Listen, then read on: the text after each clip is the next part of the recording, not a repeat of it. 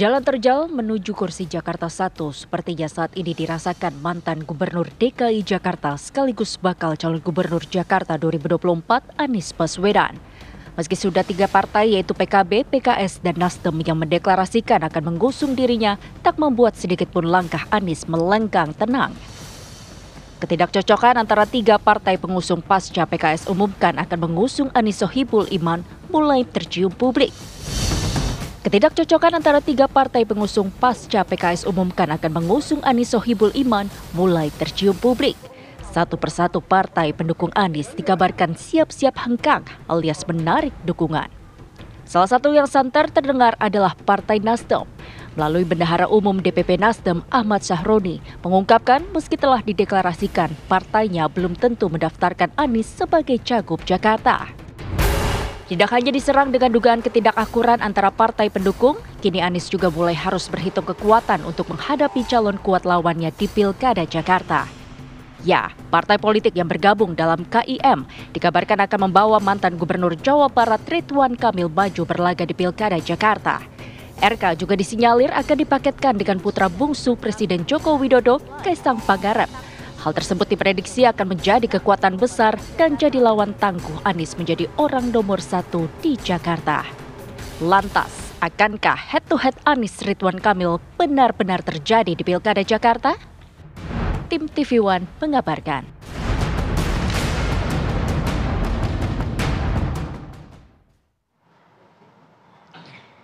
Ya, memangnya benar kalau RK ke Jakarta ini menjadi jalan terjal untuk Anies Baswedan atau jegalan begitu ya? Apakah memang benar Kim Plus ini, plusnya ini ada Nasdem, ada PKB, dengar-dengar ada PKS? Apakah memang benar? Biar narasumber yang jawab, jangan kita yang menjawab ya. Saya nggak ngomong gitu ya, gantian nanti. Ngeri ya. Oke, kita akan bahas mengenai hal ini dengan narasumber yang sudah hadir di studio. Sudah ada Mas Adi Praitno, analis politik UIN Jakarta. Selamat pagi, Assalamualaikum. Assalamualaikum, Mas Adi. Assalamualaikum warahmatullahi wabarakatuh. Fadil, Rati, selamat pagi. Pagi. Kemudian juga sudah bergabung bersama kami Kang Pipin Sopian, politikus PKS. Dan juga nanti akan bergabung bersama kami Bang Andre Rosiade, ya ini politikus Gerindra. Selamat pagi Kang Pipin, Assalamualaikum Kang. Pagi Kang Pipin, Assalamualaikum. Waalaikumsalam, sehat. Nah, Kita sehat, alhamdulillah. Kang Pipin juga semoga selalu dalam sehat walafiat ya. Baik, saya mau ke Kang Pipin dulu deh. Kang Pipin, kalau dengar-dengar ini kan dari Golkar, dari Gerindra sudah firm RK ke Jakarta begitu ya. Bahkan Kim Plus ini, plusnya ini kabarnya ada ajakan untuk Nasdem, PKB, bahkan PKS. Bener nggak sih Kang? Kami sampai saat ini mengikhtiarkan untuk supaya aman Anies Sohibul Iman yang sudah kami deklarasikan itu untuk bisa berlayar dengan cara genapnya tiket kursi 20%, yaitu 22 kursi. Sebagaimana diketahui bahwa PKS punya 18 kursi, sisa tinggal 4 ya. Dan itu sampai saat ini kita perjuangkan dan kami sudah berikhtiar sebaik-baiknya ya. Ketika Presiden PKS ke Pak Surya Paloh, kemudian ketemu Pak PKB di Harlah PKB, memberikan pantun, mengajak, tidak hanya mengajak PKB tetapi juga mengajak Pak Dasko, Gerindra, juga kami mengajak Perindo ketika kunjungan dan juga PSI, dan konsolidasi sudah kita lakukan. Jadi betapa seriusnya PKS ya untuk mengamankan aman ini di Jakarta ya. Dan kami juga sudah memberikan tugas kepada Mas Anies supaya ini segera bisa dilengkapi dengan SK rekomendasi masing-masing partai koalisi. Kang Pipin, jadi tapi tugas saya kira tersebut katanya ikhtiar berakhir itu yang di awal kita Agustus, lakukan. benar Kang Pipin? Gimana Bang? Jadi katanya tugas tersebut ada tenggat waktunya awal Agustus ini katanya kan? Betul, betul. Saya kira kami belajar dari pengalaman sebelumnya. Kalau tidak ada tenggat, sudden death kebijakan, maka biasanya banyak kerugian yang terjadi ya. Sehingga bagi kami saat ini kami berikhtiar. Ya, Kang Pipin. Halo Kang. Ya, Kang. Baik, nampaknya ada gangguan teknis ya. Kang Pipin. Oke, Kita coba lagi komunikasikan dengan Kang Pipin, ada kendala teknis, saya mau ke Mas Adi. Mas Adi, kalau melihat ini memang benar ada upaya untuk dapat dikatakan begitu, menjegal Anies Baswedan untuk melenggang di Jakarta. Apakah memang ada arahan RK lawan Anies atau RK lawan kota kosong gitu upayanya? Kalau melihat kecenderungan secara umum sebenarnya di berbagai pilkada serentak nasional ini, ada upaya-upaya untuk memborong mayoritas partai politik sehingga tak ada lawan. Itu hampir terjadi di banyak tempat. Pada prinsipnya soal potret kandidasi di pilkada ini kan sangat tergantung bagaimana elit-elit partai. Ya. Kalau elit-elit partai berkehendak, maka tak akan ada lawan yang kemudian akan menjadi penantang dalam sebuah kompetisi. Sebelum di Jakarta, di Banten kita melihat per hari ini yang belum berkoalisi dengan kubu Kim gitu. iya, itu kan belum PDIP. Ya. Ada Golkar di situ, Iya. tapi semua mayoritas partai itu kemudian berhadapan-hadapan dengan calon dari Golkar, namanya Bu Airin. Ayo, Yang belum menentukan sikap politik adalah PDIP. Iya. Kalau at the end of the day-nya di Banten ini PDIP juga bergabung dengan kubunya Andra Soni, maka bisa dipastikan gitu ya bahwa Nggak bisa mencalonkan ya? tidak bisa mencalonkan dan kemudian ya akan melawan kota kosong. Di Jakarta potensial itu akan terjadi. Oleh karena itu, demokrasi kita dalam konteks ini sedang diuji betul oleh elit-elit partai. Apakah di luar Kim akan memunculkan calon yang bisa jadi penantang ataupun tidak? Sebut saja misalnya Kim itu Ridwan Kamil. Apakah kemudian PKS, kemudian Nasdem, PKB, dan PDIP ini akan mencoba untuk membentuk lawan politik untuk head to head dengan Ridwan Kamil? Tentu jawabannya ada di mereka. Per hari ini Anies Baswedan ataupun Ahok sedang melawan bagaimana oligarki partai politik itu sedang menentukan nasib tentang pencalonan. Kalau saya melihat rata-rata, ini bukan hanya soal Anies, ini bukan soal masalah Ahok. Pilkada itu adalah tempat orang bertarung. Bagaimana kompetisi itu kemudian dibuka. Dari dulu kan partai politik bicara tentang bahwa mereka adalah tempat rekrutmen dan kaderisasi untuk menyiapkan kepemimpinan di masa yang akan datang. Ini sedang diuji di Jakarta nih, omongan partai ini. Kita tunggu bagaimana PKB, Nasdem, PKS, dan PDIP. Mereka harus punya sikap politik supaya demokrasi kita itu bukan demokrasi asal-asalan, bukan hanya sebatas demokrasi, tapi yang dilawan adalah kota kosong. Ini menjadi naif dan ironi. Jadi kalau begini ceritanya ya partai bubarkan saja, Pak. Kalau tidak berani mengusung Keras kandidat, banget nih Mas Adi nih. ya untuk apa? Kan selama ini memang katup untuk menjadi pemimpin di negara ini harus lewat partai, Rati. Untuk jadi presiden harus dari partai. Ya. Untuk menjadi anggota dewan dari partai. Mayoritas untuk jadi kepala daerah di negara ini lewat partai. Kalau ujung-ujungnya partai politik berkompromi, untuk apa? Kan rakyat kemudian tidak didapatkan menu. Kalau kemudian partai politik ini bisa mengatur segala-galanya, tapi menutup ruang partisipasi publik, ya bagi saya partailah yang kemudian akan menentukan. Oleh karena itu bagi saya, apakah di Jakarta akan melawan kota kosong atau tidak? Tentu sangat tergantung bagaimana partai-partai di luar Kim. PKS sedang diuji, Nasdem sedang diuji, PKB sedang diuji, PDIP sedang diuji. Apakah mereka iman politiknya akan berubah? Iya, tapi dan ujian berfungsi itu pun dengan juga kan mayoritas? harus juga melihat tugas yang sudah diberikan. Salah satunya mungkin PKS yang menyebutkan sudah memberikan amanah kepada bakal calon presidennya begitu ya untuk menentukan arah koalisi untuk menambah 4 kursi agar bisa melaju sebagai bakal calon atau calon gubernur Jakarta begitu. Ditahan dulu ya analisa Anda, kita jeda dulu sejenak, kami akan kembali saat lagi. Baik, Kang Pipin, kita lanjutkan perbincangan. Tadi kalau kata Mas Adi, kalau misalnya iman politik dari Kang Pipin dan juga teman-teman di PKS goyah, ya mendingan bubar aja nih partai politik nih. Di Karena PKS memang adanya aman, Pi. di PKS adanya aman.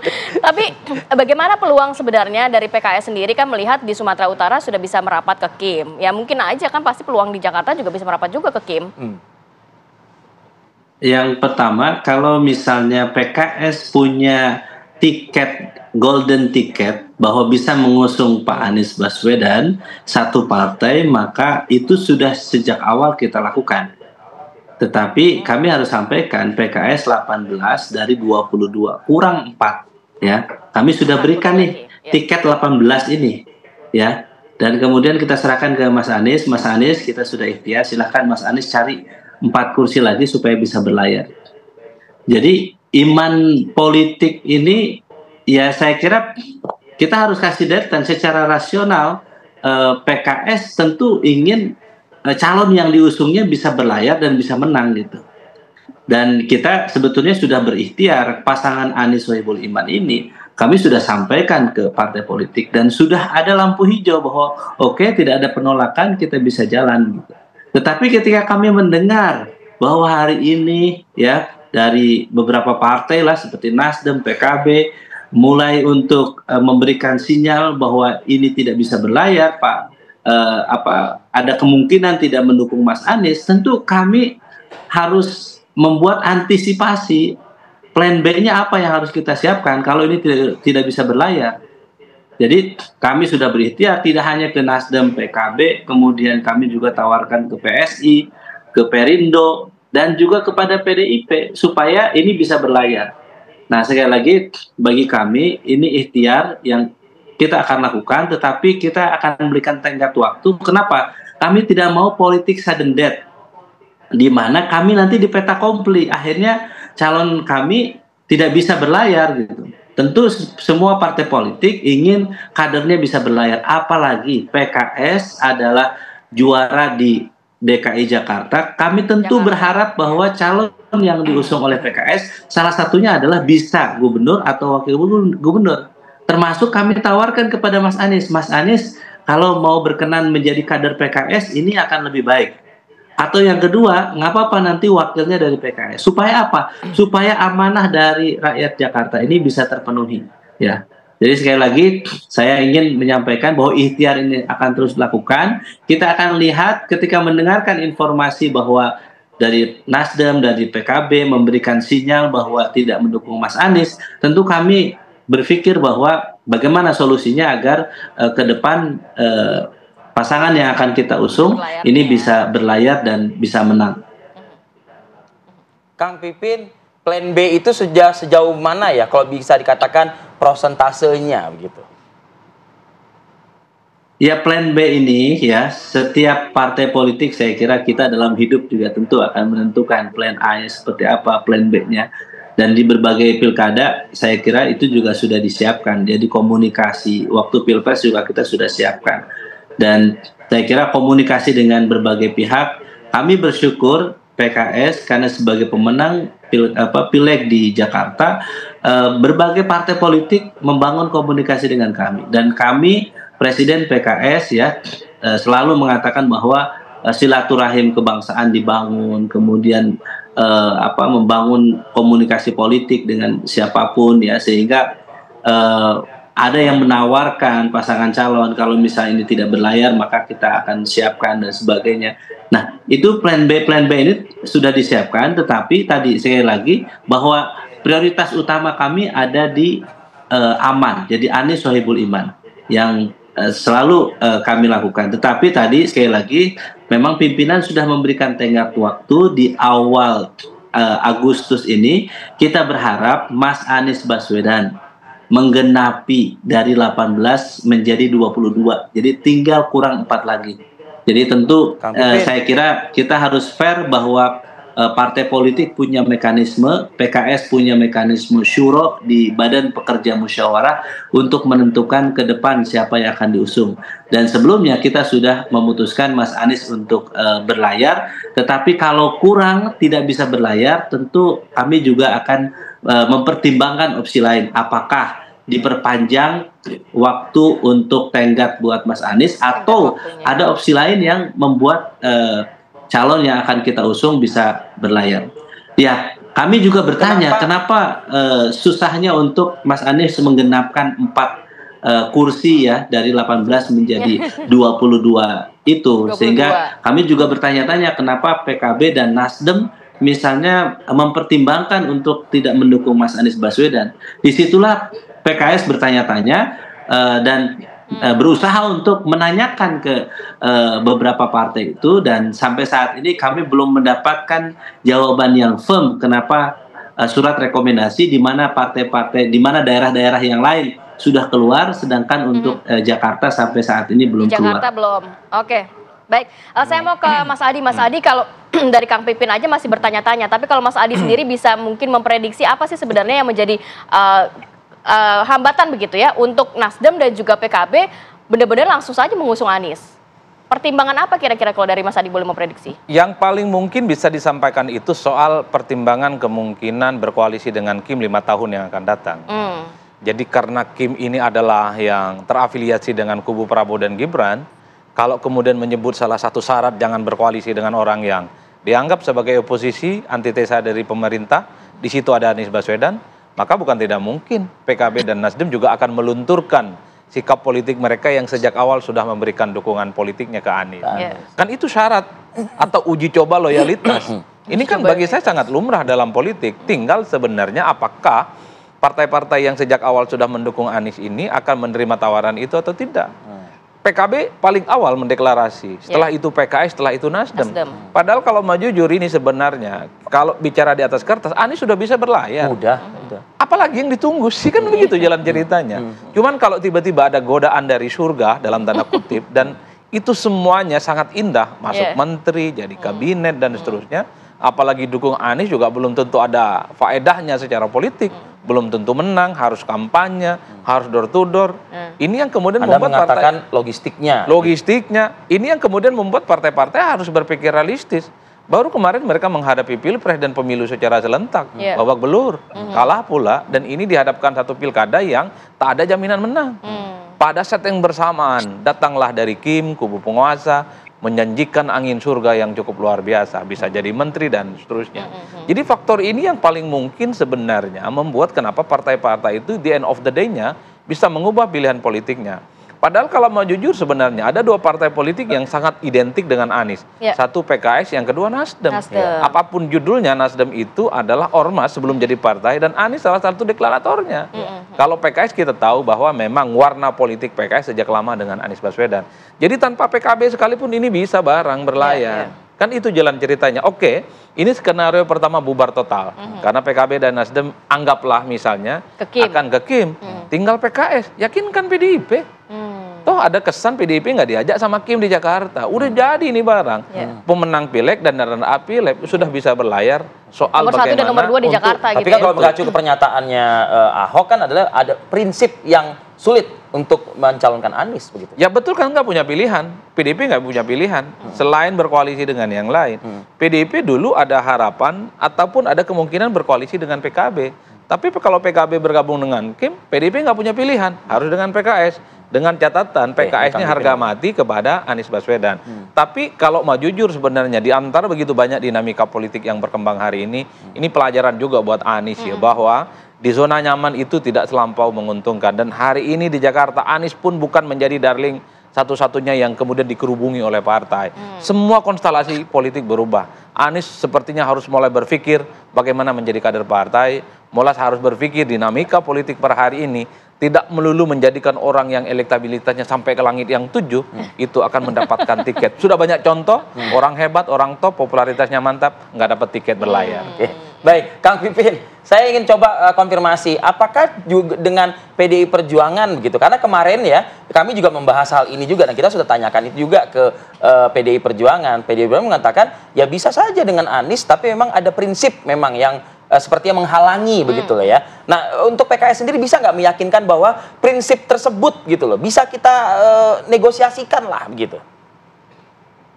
Ya, sebetulnya ikhtiar kita untuk berusaha untuk berkomunikasi dengan PDIP ini kami lakukan ya, termasuk kami tawarkan misalnya untuk PDIP karena memang PDIP suaranya besar, pemenang di Jawa Tengah, kami PKS di DKI Jakarta, sebetulnya kita bisa barter sebetulnya.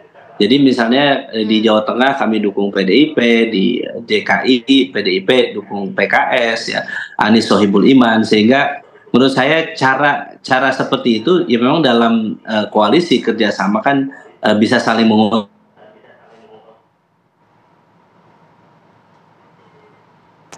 Ya, Kang Pipin. Halo Kang. Oke, baik. Ada kendala lagi ya, kita akan coba hubungi Kang Pipin.